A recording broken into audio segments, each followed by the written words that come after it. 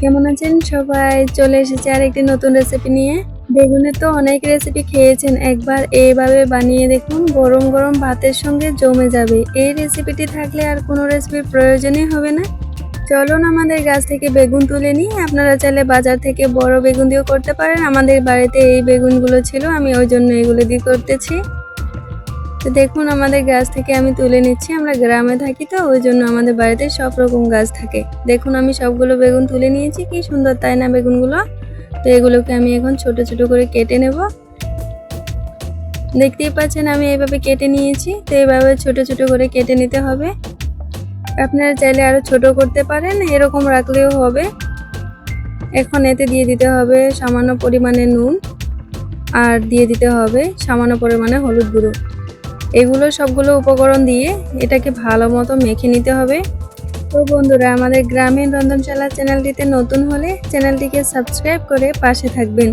তো এইভাবে ভালো মতো মেখে নিতে হবে। নুন হলুদ গুঁড়ো যেমন বেগুনের সঙ্গে ভালো মতো মিশে যায় ওভাবে মিশাতে হবে। তো এখন চুলায় আমি একটা কড়াই বসিয়ে দিব। কড়াই বসিয়ে এর মধ্যে দিয়ে দিতে হবে পরিমাণ মতো তেল। তেল আমি বেশি ব্যবহার করব না, কম তেলেই বানাবো এটিকে। আমি সবগুলো রান্নাকে কম তেলে বানানোর চেষ্টা করতেছি। এখন দিয়ে দেব শুকনো লঙ্কা।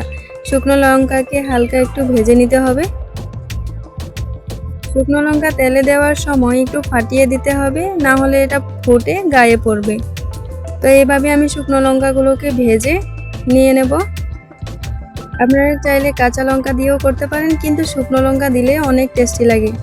তো এখন দিয়ে দেব বেগুনগুলো। তো আমি সবগুলো বেগুনকে তেলে দিয়ে দিচ্ছি। এইভাবে সবগুলো বেগুনকে দিয়ে দিতে হবে। হালকা একটু ভেজে নিতে হবে বেগুনগুলোকে। এইভাবে সবগুলো বেগুন দিয়ে নেড়ে চেড়ে দিতে হবে। একটু নেড়ে চেড়ে দিয়ে ঢাকনার সাহায্যে এটাকে ঢেকে নিতে হবে। আপনারা কারা কারা রেসিপিটি আগে খেয়েছেন কমেন্টে অবশ্যই জানাবেন। 3 মিনিটের জন্য এটাকে আমি ঢেকে নেব। তো 3 মিনিট পর আমি ফিরে এলাম, ঢাকনাটা তুলে নিচ্ছি। দেখুন কত সুন্দর সিদ্ধ হয়ে গেছে বেগুনগুলো। তার একটু নেড়ে চেড়ে দিয়ে বেগুনগুলোকে আরেক পিঠ ভেজে নেব। এইভাবে ভালো মতো ভেজে নিতে হবে। যত ভালোভাবে ভাজা হবে বেগুনটা, রেসিপিটি ততই ভালো লাগবে খেতে। তো প্রায় আমার রেসিপিটি এখন হয়ে গেছে, আমি এখন তুলে নিচ্ছি। রেসিপিটি বানানোর জন্য যা যা লাগবে সবগুলো আমি নিয়ে নিয়েছি। পেঁয়াজ কুচি করে নিয়েছি, কাঁচা লঙ্কা নিয়েছি, আর শুকনো লঙ্কা নিয়েছি, আর নিয়েছি একটা মাছের পিস। মা আমাকে মাছের কাঁটা ছাড়িয়ে দিচ্ছে। আপনারা ঘরে বানালেও এভাবে মাছের কাঁটা ছাড়িয়ে নেবেন। তো দেখুন কত সুন্দর করে মা আমাকে মাছের কাঁটা ছাড়িয়ে দিচ্ছে। তো সবগুলো মাছের কাঁটা ছাড়ানো হয়ে গেছে। তো এখন শুকনো লঙ্কাগুলোকে একটু মা গুঁড়ো করে দিচ্ছে। লঙ্কা গুঁড়ো করা হয়ে গেছে, দিয়ে দিতে হবে বেগুন ভাজা। তো সবগুলো বেগুন ভাজা এভাবে নিয়ে নিতে হবে।